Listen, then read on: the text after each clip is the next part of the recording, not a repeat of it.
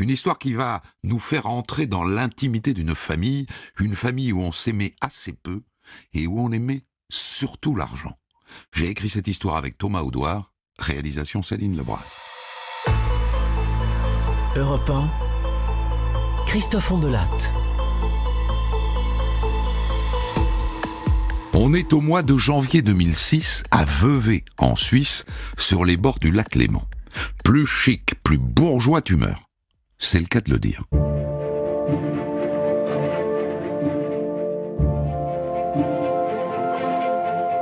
Le matin du 4 janvier, Domenico Orlando, qui est jardinier, arrive sur la propriété de Ruth Legeret, une dame de 81 ans pour laquelle il travaille depuis des années. Tiens, les volets sont fermés. D'habitude, elle prévient quand elle s'absente. Et de toute façon, elle ne s'est pas absentée puisque sa voiture est là, garée devant la villa. Et ce qui est étrange, c'est ce bouquet de fleurs et ce colis que le facteur a déposé sur le seuil. Le jardinier sort son téléphone et il appelle le fixe de la maison. Pas de réponse. Alors il s'approche d'une fenêtre et il colle comme ça son oreille au volet. Tiens, il y a du bruit à l'intérieur. Ses chiens, elle en a deux, ils gémissent. Pourvu qu'elle n'ait pas fait une chute ou un malaise. Et donc le jardinier appelle la société de surveillance qui sécurise la villa. Vous savez une double des clés? Vous pourriez venir sur place?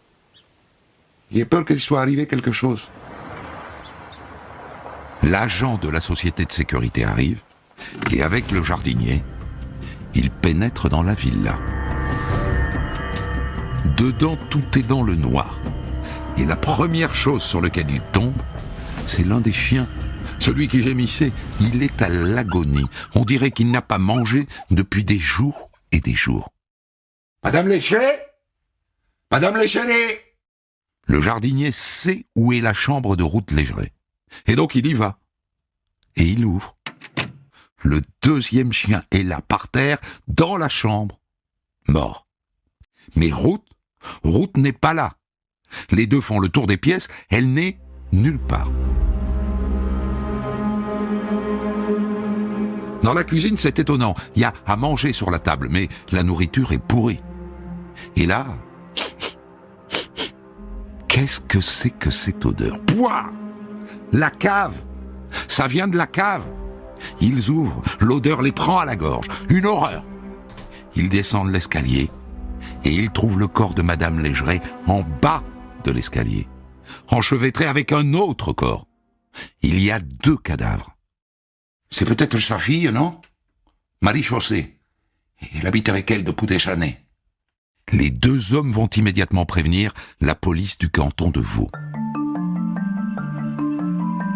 Assez vite, les policiers identifient formellement les deux cadavres. Il s'agit bien de Ruth Legeret, mais le second cadavre, ça n'est pas sa fille, Marie-Josée. Marie-Josée a 57 ans. Or, c'est le cadavre d'une octogénaire. Il s'agit en fait de la meilleure amie de Ruth, Marina Studer. Et assez vite, les policiers écartent la piste de l'accident. Elles ne sont pas toutes les deux tombées dans l'escalier de la cave. Parce que quand on examine les cadavres, d'abord il y a du sang, des traces de coups, et surtout Ruth Legeret tient une touffe de cheveux noirs dans la main. Elle a cherché à se défendre. Et on peut parier que les cheveux sont ceux du tueur.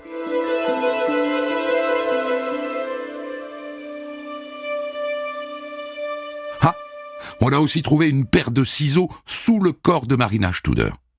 Est-ce que ça leur a servi à se défendre? Ou est-ce que c'est l'une des armes du crime? Pour l'instant, on ne sait pas.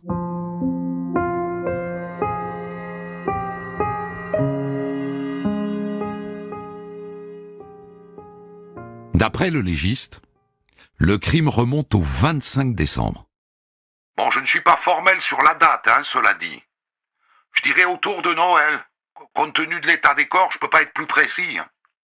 Les corps sont dans un état de décomposition avancé. Et dans ces conditions, l'autopsie n'est pas facile. Mais elles ont toutes les deux les côtes cassées. Et Marina Studer a le nez fracturé et le poignet cassé. Elles sont mortes sous les coups. On les a frappées à mort. Où? Eh bien, vu les giclures de sang sur les murs, en bas, au rez-de-chaussée, dans la chambre d'amis.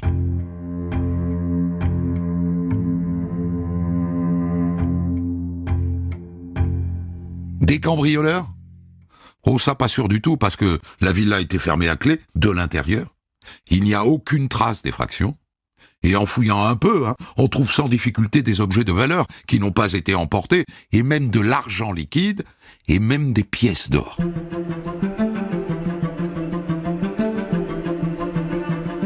Alors qui sont ces deux dames que l'on vient de tuer à coups de poing? Ruth Légeret, d'abord, puisque la villa est à elle. Elle avait 81 ans, elle était originaire de la région de Vevey, veuve d'un architecte qui a fait fortune dans le coin, Charles Légeret. Elle avait 4 enfants, Simon et Marie-Josée, plus 2 enfants adoptifs, François et Ramu, mais Ramu est mort en 1992. Quant à Marina Studer, même âge, 81 ans, veuve elle aussi, d'origine péruvienne et riche elle aussi. Son mari était directeur d'un laboratoire pharmaceutique. D'après ce que disent les gens, Ruth et Marina se connaissaient depuis 30 ou 40 ans. Elles étaient proches comme des sœurs. Et Marina était venue passer les fêtes de Noël et du jour de l'an avec sa meilleure amie.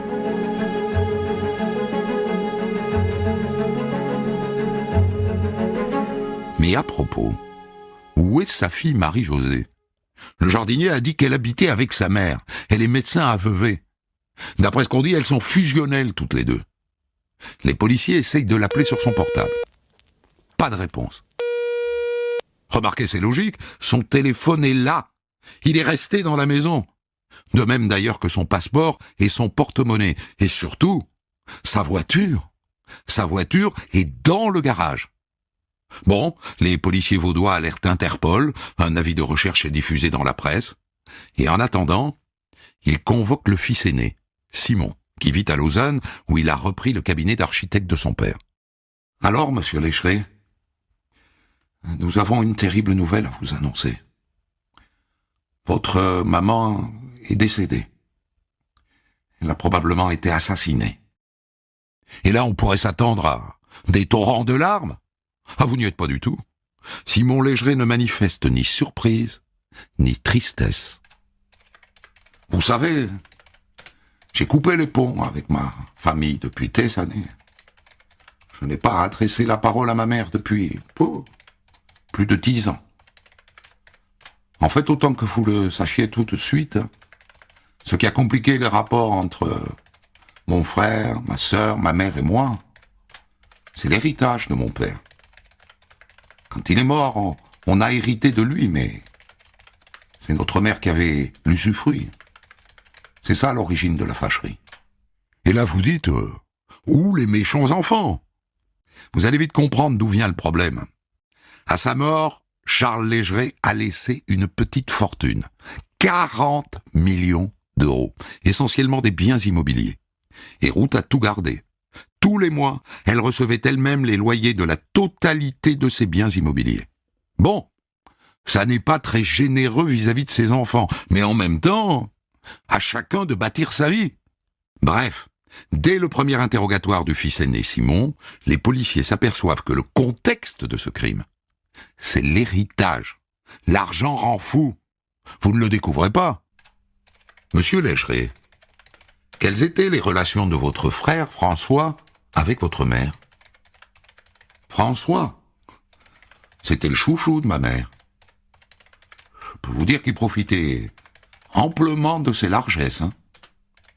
Vous sous-entendez que votre frère était en train de capter votre héritage? Ah, plus que ça, j'ai été obligé de demander la mise sous tutelle de ma mère, pour la soustraire à ses griffes.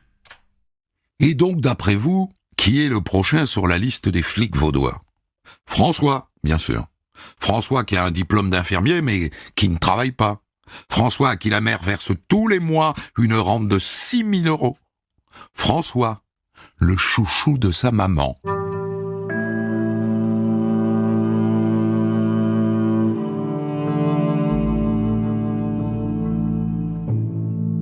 François Légeret habite une belle maison sur les hauteurs de Vevey.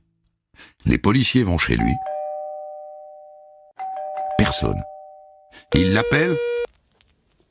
Pas de réponse. Alors ils se mettent en planque devant chez lui. Et au milieu de la nuit, ils voient de la lumière à l'intérieur. Il ne leur a pas ouvert, mais il est chez lui. Et donc, dès le lendemain matin à l'aube, il l'interpelle. « Monsieur Lécheret, je ne sais pas si vous êtes au courant, mais votre mère, Ruth, a été assassinée. » Lui non plus n'a pas l'air très peiné. Ils ont le cœur sec dans cette famille. « Monsieur Lécheret, quand avez-vous vu votre mère pour la dernière fois ?»« Écoutez, sauf erreur de ma part, le 16 décembre, je crois. Je suis passé la voir chez sa coiffeuse, Nathalie. Elle y va, enfin, elle y allait tous les vendredis. » Il dit qu'il est passé la voir pour lui demander de l'argent. « Et votre sœur, monsieur Lécheret, Marie-Josée, savez-vous où elle est ?»« Oh, je suis brouillé avec Marie-Josée. J'ai l'impression qu'elle a tenté de m'éloigner de ma mère, pour reprendre l'ascendant sur elle, enfin, vous voyez. » Assez clairement, on est sur une piste familiale. Mais qui ? Qui a tué Simon, l'aîné ?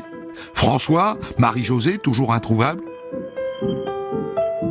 Avant de demander aux deux premiers où ils étaient à l'heure du crime, il faudrait savoir quand précisément le crime a lieu, et donc reconstituer l'emploi du temps de Ruth et de son amie Marina.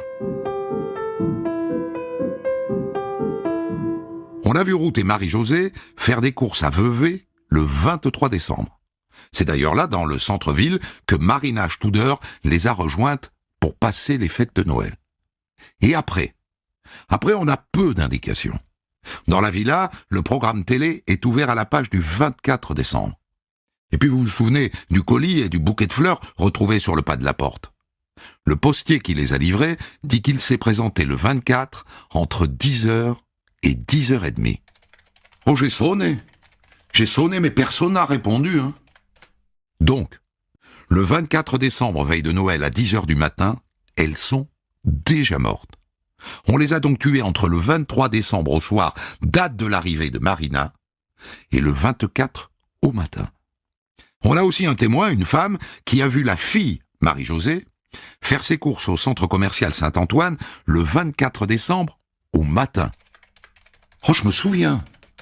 On a échangé quelques mots. Elle avait le caddie plein de courses de Noël. Il était quelle heure, madame ? Fin de matinée, autour de midi.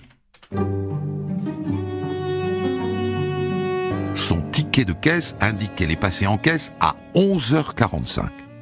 Et là, je vous rappelle qu'on retrouve la voiture de Marie-Josée dans le garage de la villa. Donc, elle est repassée chez sa mère après. Seulement, vous pouvez fouiller le frigo et les placards, il n'y a pas de trace de ces courses de Noël. Aucune.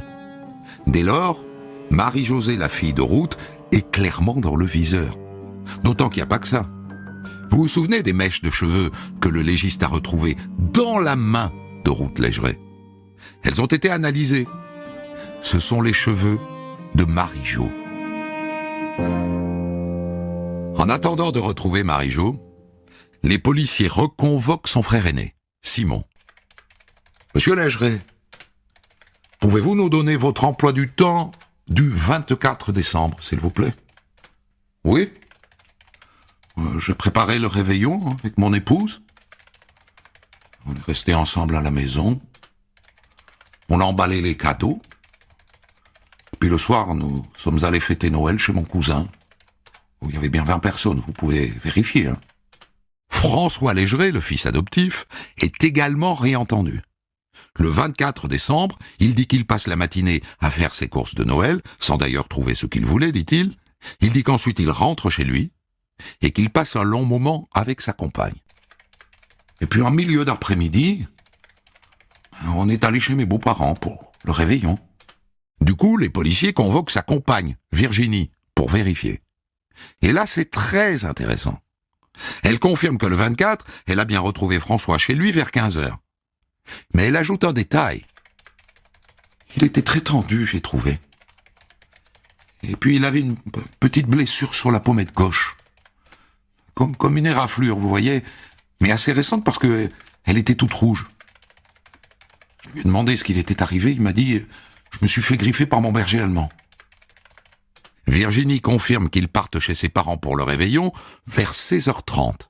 Et, quand on est arrivé sur place, François s'est souvenu qu'il avait oublié de nourrir les animaux. Et donc il est reparti, vers 17h. Et il est revenu ensuite à 19h30. Ah ah!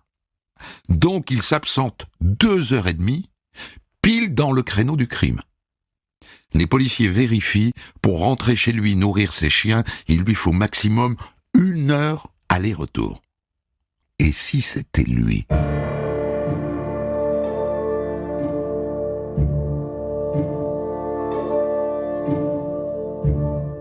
Alors qui est ce François?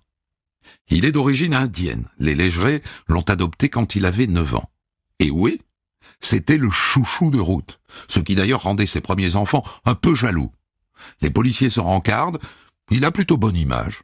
Joyeux, gentil, serviable. Mais d'après son frère aîné Simon, il a aussi un côté sombre. François, c'est quelqu'un qui peut être très agressif, très violent. Il est très autoritaire, il ne supporte pas qu'on aille contre sa volonté. Moi, je pense qu'il est un peu paranoïaque et mégalomane. Une face noire, confirmée par Virginie, sa compagne. Ces derniers temps, je l'ai trouvé irritable, agressif. Il s'énervait facilement, hein. Les policiers se sont fait remonter ses comptes en banque. Ah ah! Il a des problèmes d'argent. Les 6 000 € de rente de sa maman ne lui suffisent pas. Il est souvent à découvert, et jusqu'ici, c'est Maman qui bouche les trous. Écoutez bien, ces 12 derniers mois, elle l'a renfloué de 170 000 francs suisses, c'est-à-dire 150 000 €, une moyenne de 12 000 € par mois, en plus des 6 000 €. Et d'après ce qu'on dit, sa sœur Marie-Josée était au courant, elle ne supportait pas ça. On a retrouvé des lettres. Tu as sans cesse abusé de la trop grande bonté de maman, et ce depuis des années, c'est écrit. Des lettres qui datent de septembre 2005, c'est-à-dire 4 mois avant le meurtre. Et 8 jours avant sa mort, Ruth s'apprêtait à lui verser 150 000 €. Marie-Josée s'y est opposée, et d'ailleurs, puisqu'elle est introuvable, est-ce qu'elle n'a pas été assassinée, elle aussi? Bref, tout dans cette enquête oriente les policiers vers François. D'autant qu'on vient de recevoir les analyses ADN, on a retrouvé une empreinte génétique sur le col déchiré de la robe de chambre de Ruth Légeré, et c'est l'ADN de François. Et donc les policiers le refont venir, et ils posent ça sur la table. Nous avons retrouvé votre ADN sur le col de la robe de chambre de votre mère, monsieur Légeré. Un commentaire? Long silence, et puis... Oui, c'est vrai. J'y étais le 24. Mais je suis arrivé après le drame. Ah? Alors voyons comment il se dépatouille avec ça. Je me suis rendu chez ma mère pour lui souhaiter de bonnes fêtes. C'est Marie-Josée qui m'a ouvert la porte. Elle avait l'air paniquée. Elle était très pâle. Elle m'a dit, il y a eu comme une bagarre, maman est tombée dans l'escalier. Voilà ce qu'elle m'a dit. Et là, il raconte qu'il a découvert sa mère morte, et ensuite la copine Marina Studer.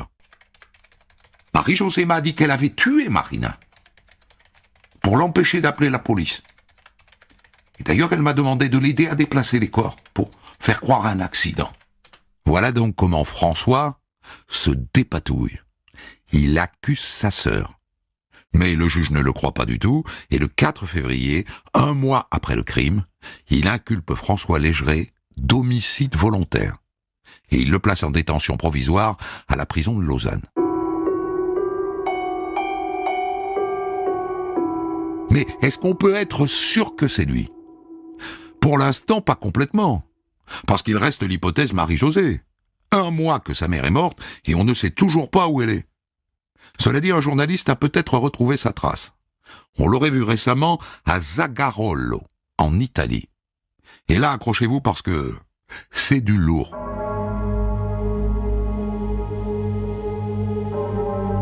Les policiers apprennent que Marie-Josée Légeré se rend régulièrement à Zagarolo pour y rencontrer un prêtre.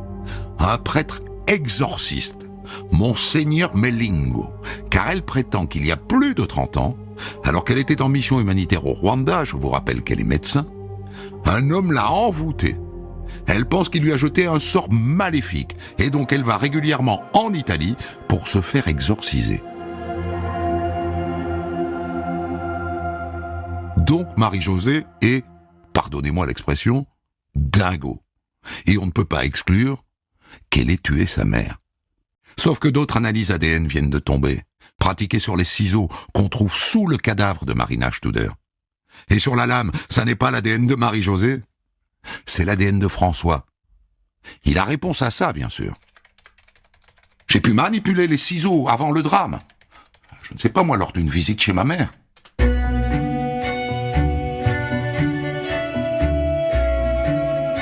Pour tenter de boucler son dossier, le 24 août, un peu plus de 8 mois après le crime, le juge d'instruction ordonne une reconstitution sur place, dans la villa de Routledgeret. Un policier joue le rôle de Marie-Josée, dont François dit qu'elle lui a ouvert la porte. Bien. Monsieur Legeret, je vous demande de rejouer la scène, s'il vous plaît. Et donc il sonne. Quand elle m'a ouvert, moi j'ai remarqué tout de suite que ma sœur n'était pas dans son état normal. Elle était paniquée. D'accord? Et comment était-elle habillée, alors? Je ne m'en souviens plus. Ensuite, il joue la scène de la découverte des corps.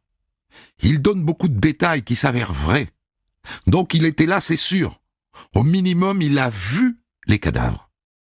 Mais enfin, monsieur Legeret, vous êtes infirmier. Et vous n'avez pas demandé dans quelles circonstances sont morts votre mère et madame Studer. Eh ben non. Il n'a pas demandé. Donc en l'état, tout l'accuse. Et pour le juge, c'est clair, il a tué sa mère et son amie Marina, et sans doute aussi sa sœur Marie-Josée, qui est toujours introuvable. Et donc il va être jugé pour 3 assassinats.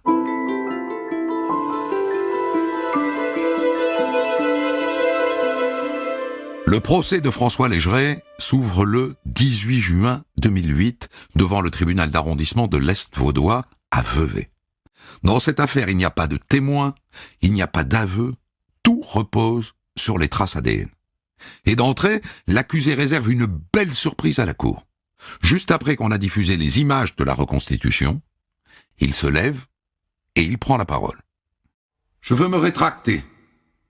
Tout ce que j'ai raconté au cours des éditions successives et au cours de la reconstitution était faux. En réalité, je ne suis jamais allé à la villa. On a du mal à le croire. Il a donné trop de détails pendant la reconstitution, qui prouvent qu'au minimum il était là, qu'il a vu les cadavres. Et donc après 8 jours d'audience, il est condamné, sévèrement. Réclusion criminelle à perpétuité. Mais ça n'est pas fini, car 2 ans plus tard, en 2010, une émission de la télévision suisse, Zone d'ombre, apporte un nouveau témoignage.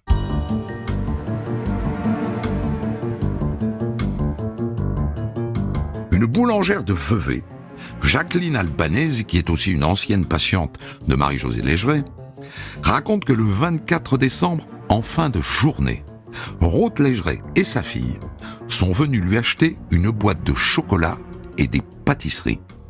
En fin de journée, à la fermeture, dit-elle. Or, le scénario du crime, tel qu'il a été retenu par l'instruction et le verdict, c'est que le crime a eu lieu entre 10h30 et 12h30 le 24 décembre. Et donc avant cette visite chez la boulangère. C'est objectivement un élément nouveau. Et donc la chambre de révision est saisie. Et elle est moins frileuse qu'en France, elle ordonne un nouveau procès. Un procès qui est programmé pour le 1er mars 2010 à Lausanne. Sauf que quelques jours avant, la boulangère, qui est le témoin clé, reçoit une drôle de lettre dans sa boîte aux lettres. Un détective privé a enquêté sur votre passé trouble. Nous savons que vous êtes alcoolique et que vous battiez vos enfants.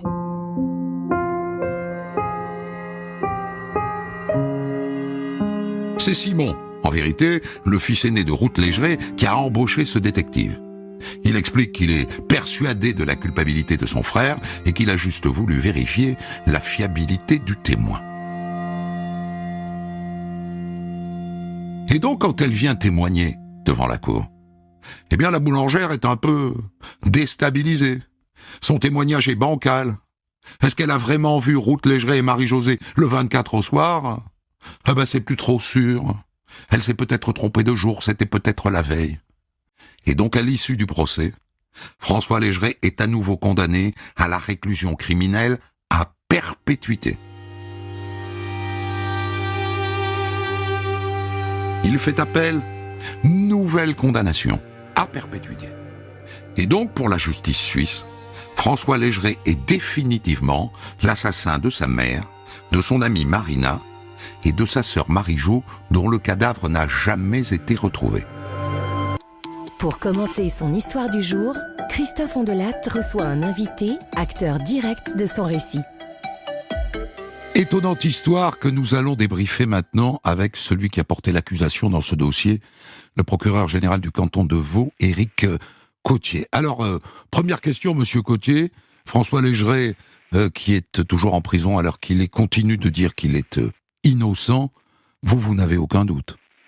Je n'ai aucun doute sur sa culpabilité, qui a été étayée par un nombre important d'éléments que vous avez mis en évidence dans le récit nécessairement résumé qui vient d'être fait, mais qui figure au dossier et qui ont été analysés en profondeur et en détail par les deux tribunaux qui ont prononcé la condamnation de François Légeret. Le point faible tout de même, c'est qu'il n'y a pas de preuves matérielles, tangibles, incontestables. Alors évidemment, si l'on prononce des condamnations, qu'il s'agisse pour d'affaires importantes en termes d'enjeux ou d'affaires moins importantes que lorsqu'il y a des preuves absolues ou des aveux, encore que des aveux ne signifient pas nécessairement une culpabilité, ce type de jugement-là ne serait pas rendu. Dans tous les systèmes judiciaires, d'une manière ou d'une autre, il y a à un moment donné une place pour la conviction, la possibilité d'écarter un doute lorsque ce doute n'est plus raisonnable. C'est très schématiquement et en résumé ce qui s'est passé dans cette affaire. Mais le doute, puisque vous l'évoquez, en France, il doit bénéficier à l'accusé. C'est pareil en Suisse? C'est exactement la même chose. Et là, a-t-il bénéficié à l'accusé? Non, le tribunal a considéré qu'il n'y avait plus de doute au terme de l'examen de l'entier du dossier, après l'audition de très nombreux témoins, étant rappelé qu'aussi bien en 2008 à Vevey qu'en 2010 à Lausanne, ce sont près d'une 50aine de personnes qui seront entendues par le tribunal criminel composé de 9 membres. Parce que l'ADN, il n'a pas tort, François Légeret, quand il dit l'ADN sur le ciseau, par exemple, j'ai pu manipuler les ciseaux de ma mère un jour et mon ADN est resté dessus. Donc l'ADN est à peine quelque chose de convaincant. L'ADN de l'affaire en question, avec de l'ADN de Ruth Légeret sur la poignée des ciseaux. D'ailleurs, les ciseaux ont été retrouvés sous le corps de Ruth Légeret, non pas de Marina Studer. Et puis l'ADN à l'autre bout des ciseaux, soit sur la lame des ciseaux. En principe, on ne laisse pas d'ADN sur la lame de ciseaux si on les tient par la poignée. Il y a une correspondance qui ne peut pas être prouvée, mais une correspondance quand même intéressante par rapport à la plaie qui figure sur le visage de François Légeret lorsqu'il se retrouve chez lui le jour des fêtes, constatée par son ami. Dans votre esprit, monsieur le procureur général, quel est le mobile de François Légeret? Résoudre ses problèmes d'argent? Le problème qui a certainement conduit à ce drame du 24 décembre 2005, c'est le litige financier qui est rappelé dans ce que vous avez mis en évidence. Peu à peu, François Légeret, qui dépense nettement plus qu'il ne gagne, qui certes est un millionnaire, mais un millionnaire aux poches vides, puisque sa mère garde l'usufruit sur la partie de la succession qui n'a pas été divisée, puisque en réalité Simon est sorti de cette succession en prenant sa part.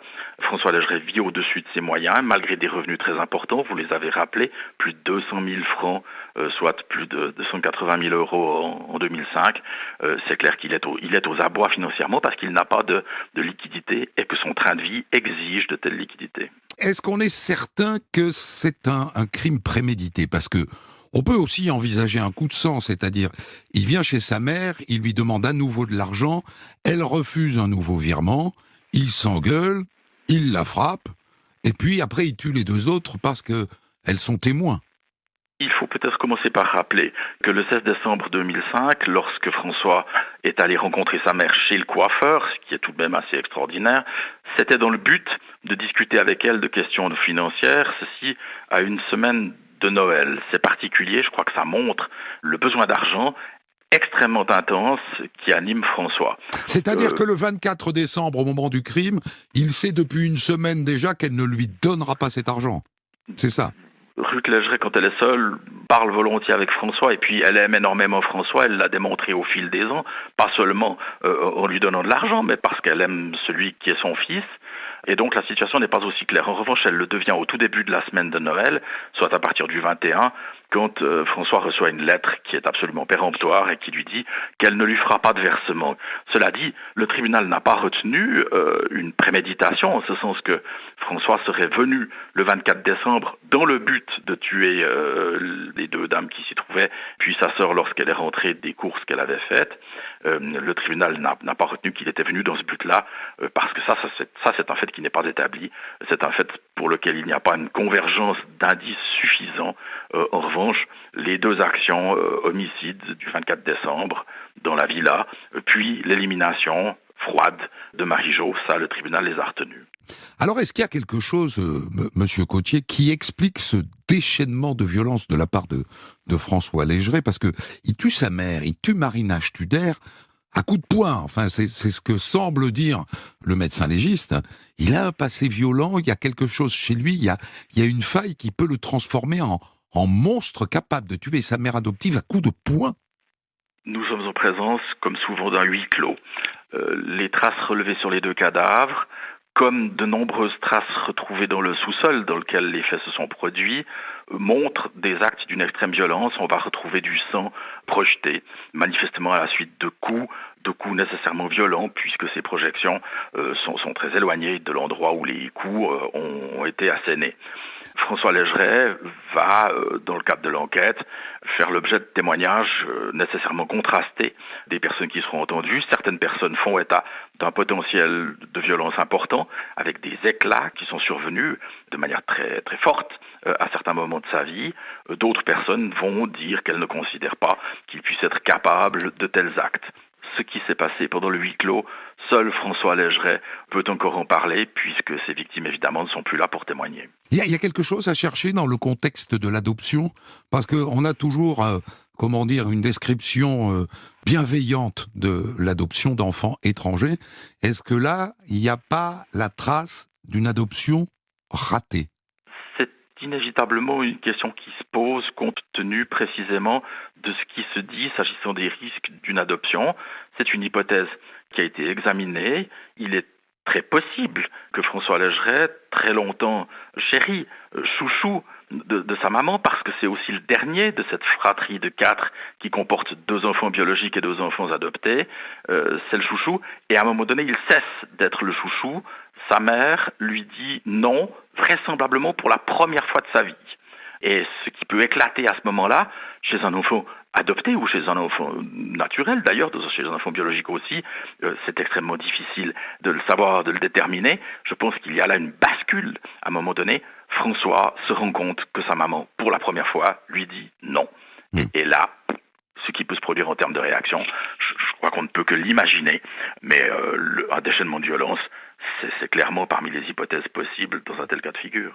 Il y a un point qui reste en suspens, c'est la poignée de cheveux qu'on retrouve donc, de cheveux qui sont les cheveux de Marie-Jo. Est-ce qu'on peut envisager qu'il ait volontairement placé